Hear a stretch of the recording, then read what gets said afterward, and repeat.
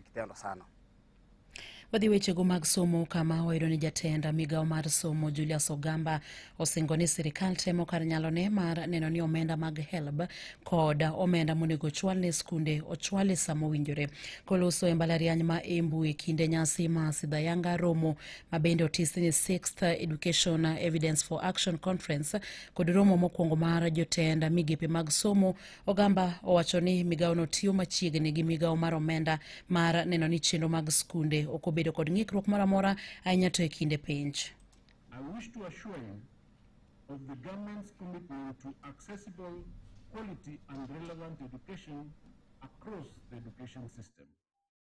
As part of this commitment, we will continue to ensure that our education institutions and learners are funded in a timely and sustainable manner.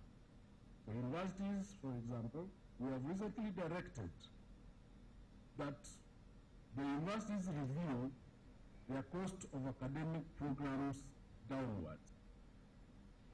Ogamba bende oloso ewi lokruok masani dhi nyime sekta mar somo kama oting'o daro skunde mag junior secondary nyaka skunde mag primary, duoko piny kwan somo kata subjects mantiere lai mar somo mar CBC kod ikruok ne sidayanga senior schools.